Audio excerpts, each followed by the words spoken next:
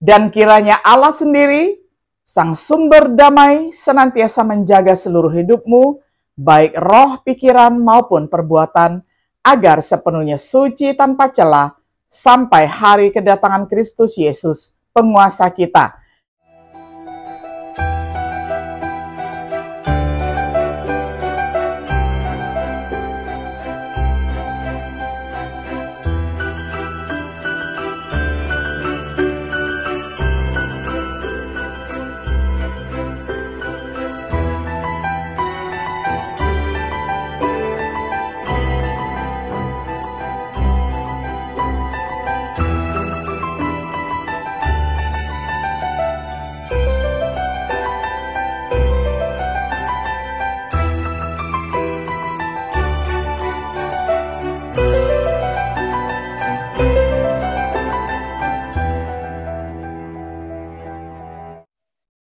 Shalom, sahabat Biblika yang dikasihi oleh Tuhan.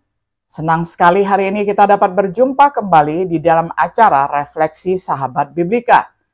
Hari ini kita tiba pada episode yang terakhir, yakni episode yang ke-20 di dalam serial pembahasan kitab 1 Tesalonika dengan tema Doa Penutup dan Nasihat Terakhir.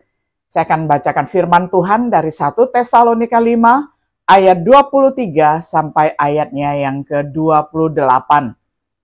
Dan kiranya Allah sendiri, Sang Sumber Damai, senantiasa menjaga seluruh hidupmu, baik roh, pikiran, maupun perbuatan, agar sepenuhnya suci tanpa celah, sampai hari kedatangan Kristus Yesus, penguasa kita.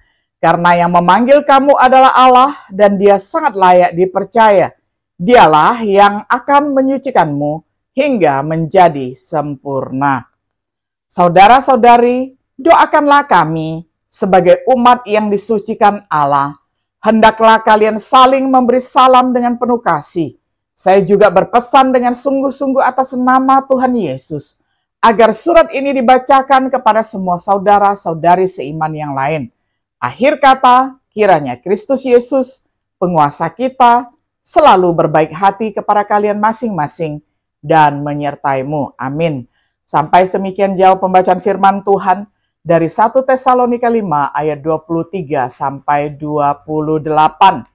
Sahabat Biblika yang dikasihi oleh Tuhan, dalam pelajaran kita tentang 1 Tesalonika, kita telah melihat bahwa surat itu terbagi menjadi dua bagian, yakni yang pertama adalah refleksi pribadi terdapat di dalam ayat 1 hingga ayat 3, mengenai kondisi mereka, pasal 1 ayat 1 sampai 10, mengenai tingkah laku setiap jemaat, pasal 2 ayat 1 sampai 12, mengenai keprihatinannya, pasal 2 ayat 13 sampai pasal 3 ayat 13. Lalu petunjuk apostolik itu di pasal 4 sampai 5, berjalan dalam kekudusan, pasal 4 ayat 1 sampai 8, berjalan dalam kasih, pasal 4 ayat 9 sampai 10, berjalan dengan rajin, pasal 4 ayat 11 hingga ayat 12, berjalan dalam pengharapan, pasal 4 ayat 13 sampai 18, berjalan dalam terang, pasal 5 ayat 1 sampai 11, berjalan dalam ketaatan, pasal 5 ayat 12 hingga ayatnya yang ke-28. Kedatangan kedua Kristus disebutkan di setiap bab. Jadi, kita jadikan kekudusan mengingat kedatangan Kristus sebagai tema surat ini. Dalam ayat-ayat terakhir surat Paulus, kita menemukan kata-kata yang cocok dengan tema seperti itu. Dalam bentuk doa penutup, dalam bentuk nasihat terakhir. Sementara doa ini diucapkan demi kepentingan jemaat Tesalonika. Doa ini mengungkapkan perasaan yang pasti dimiliki Allah bagi semua anak-anaknya. Karena itu, mari luangkan waktu sejenak untuk merenungkan terlebih dahulu hal yang pertama, doa penutup Paulus di ayat 23 sampai 24, bahwa mereka dikuduskan, artinya dipisahkan untuk tujuan yang kudus seperti yang dinyatakan sebelumnya. Ini adalah kehendak Tuhan bagi semua, bagi mereka khususnya sehubungan dengan kemurnian seksual. 1 Tesalonika 4 ayat 3b sampai 4. Dikuduskan oleh Tuhan sendiri Dia yang digambarkan sebagai Allah damai sejahtera, Filipi 4 ayat 9, Ibrani 13 ayat yang ke-20. Yang dia lakukan melalui firman Allah sepenuhnya, bukan hanya sebagian, tetapi secara keseluruhan. Seperti yang disebutkan dalam tubuh, jiwa, dan roh, 1 Tesalonika 5 ayat 23b. Tentu saja kita harus bekerja sama dengan Tuhan jika doa ini ingin dijawab dalam hidup kita.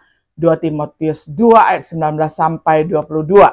Bahwa mereka dijaga tanpa cacat. Yang didoakan Paulus sebelumnya dalam surat ini, 1 Tesalonika 3 ayat 13. Menjadi tidak bercacat dalam kekudusan. Kapan? Seperti yang ditulis di 1 Tesalonika 5 ayat 23. Pada kedatangan Tuhan kita Yesus Kristus. Dikuduskan tanpa celah, yaitu tanpa kesalahan. Yang dimungkinkan oleh Yesus melalui kematiannya, asalkan kita tetap setia. Kolose 1 ayat 23. Tuhan itu setia dan akan menegakkan tujuannya. Akankah kita menjunjung milik kita? Tidak tercelah, bukan hanya dalam roh, tetapi dalam jiwa dan raga. Seringkali dalam kitab suci, istilah jiwa dan roh tampaknya dapat dipertukarkan. Mengacu pada bagian manusia yang tetap ada setelah kematian. Mereka juga digunakan untuk membedakan satu dari yang lain dalam hal ini. Jiwa mengacu pada kehidupan binatang yang dibedakan dari pikiran atau roh. Roh mengacu pada bagian non-materi dari manusia yang tetap ada setelah kematian. Tuhan itu setia dan dapat diandalkan untuk membantu kita menjawab doa ini. Tetapi melawan kita harus bekerja sama dengan Tuhan. Filipi 2 ayat 12 hingga ayat yang ke-16. Untuk membantu mereka yang menginginkan doa Paulus dijawab dalam hidup mereka, sekarang kita perhatikan nasihat yang kedua ataupun nasihat yang terakhir Paulus terdapat di dalam ayat 25-27. Berdoa bagi saudara. Paulus meminta agar mereka mendoakannya. Sesuatu yang sering dia minta kepada saudara-saudaranya, terutama untuk pekerjaan pekabaran Injil. Tentunya kita juga harus saling mendoakan pada saat kita berdosa. Yakni 1 Yohanes 5 ayat 16 hingga ayat 17. Pada saat kita sakit, Yakobus 5 ayat 14 hingga ayat 16. Saat kita melayani Tuhan, kita perlu didoakan. 2 Tesalonika 3 ayat 1. Jika doa satu orang benar, banyak manfaatnya, apalagi doa banyak orang benar. Bukankah kita menginginkan orang lain berdoa untuk kita? Yang kedua, kasih persaudaraan. Paulus menasihati mereka menyapa saudara-saudara jemaat dengan ciuman kudus. 1 Tesalonika 5 ayat 26. Sesuatu yang sering ia lakukan dalam surat-suratnya. Misalnya di dalam Roma 16 ayat 16, 1 Korintus 16 ayat 20, 2 Korintus 13 ayat 12. Saling menyapa dengan ciuman adalah praktek umum pada masa itu dan di banyak negara timur saat ini. Kebiasaan kemudian muncul di gereja mula-mula untuk memberikan ciuman melalui jemaat pada perjamuan kudus. Pria mencium pria dan perempuan mencium perempuan. Di dalam kasih Tuhan, di gereja Suria, masing-masing mengambil tangan kanan saudaranya dan memberikan salam damai sejahtera. Penekanannya tampaknya saling menyapa dalam kasih dan dalam kekudusan. Tentu kita harus memiliki kasih yang dalam satu sama lain. Itu adalah tanda pemuridan, Yohanes 13 ayat 34-35. Itu adalah tanda pertobatan sejati, 1 Yohanes 3 ayat 14. Saudara-saudara yang benar-benar mengasihi satu sama lain akan saling membantu untuk tetap berada di jalan yang lurus dan sempit, untuk tetap dikuduskan dan tidak bercacat dalam mengantisipasi kedatangan Tuhan kembali. Yang berikutnya adalah membaca Alkitab. Paulus memerintahkan agar surat ini dibacakan kepada semua saudara, 1 Tesalonika 5 ayat 27, seperti yang dia lakukan surat kepada jemaat di Kolose dan Laodikia, Kolose 4 ayat 16. Percaya pada firman Tuhan untuk membangun mereka dan memberi mereka warisan di antara semua orang yang dikuduskan. Kita tidak boleh meremehkan pentingnya kitab suci dalam hidup kita.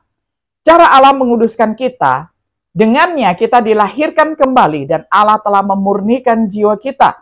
Dengan Allah melahirkan kita dan akan menyelamatkan jiwa kita, Sama seperti Paulus memuji saudara-saudaranya yang taat pada firman Tuhan. Demikian juga kita harus berkomitmen pada firman Tuhan jika kita menginginkan warisan yang dijanjikan kepada mereka yang dikuduskan. Paulus mengakhiri suratnya dengan doa sederhana. Rahmat Tuhan kita Yesus Kristus menyertai kamu. Amin. Ini adalah doa yang harus kita semua persembahkan satu sama lain. Bukankah kita semua membutuhkan kasih karunia? Bukankah kita semua menginginkan kasih karunia Tuhan dalam hidup kita? Itu adalah doa yang dapat kita bantu penuhi dalam hidup kita sendiri. Dengan saling mendoakan dengan sungguh-sungguh, dengan saling mengasihi dalam segala kemurnian, dengan membaca Alkitab dengan tekun, melakukan hal-hal itu juga akan membantu memenuhi doa kita kepada Tuhan. Untuk menguduskan kita sepenuhnya, untuk menjaga roh, jiwa, dan tubuh kita tidak bercacat pada kedatangan Tuhan, doa saya adalah agar pelajaran refleksi biblika ini telah mendorong kita untuk selalu memiliki kekudusan mengingat kedatangan Kristus. Apakah kita bersiap-siap untuk acara ataupun reuni akbar itu? Dan kiranya Tuhan Yesus membuat kamu semua semakin kaya akan kasih, baik kepada saudara-saudari seiman maupun semua orang, seperti juga kasih kami kepada kalian senantiasa bertambah. Kami berdoa supaya penguasa kita Kristus Yesus menguatkan hati kalian, agar kamu semua suci dan tanpa dosa di hadapan Allah Bapa kita pada waktu Yesus datang kembali bersama semua umat yang disucikannya. 1 Tesalonika 3 ayat 12 hingga ayat 13. Sahabat biblika yang dikasihi oleh Tuhan, kiranya nasihat Rasul Paulus yang terakhir pada surat 1 Tesalonika ini bukan merupakan nasihat yang terakhir kita pelajari, melainkan kita akan terus-menerus membaca, mempelajari surat-surat Rasul Paulus lainnya. Demikian juga keseluruhan firman Tuhan dari Kejadian hingga kitab Wahyu. Kiranya Tuhan Yesus membuat kita terus bertumbuh, semakin menyerupai Dia, dan Tuhan Yesus memampukan kita untuk melakukan firman-Nya. Shalom.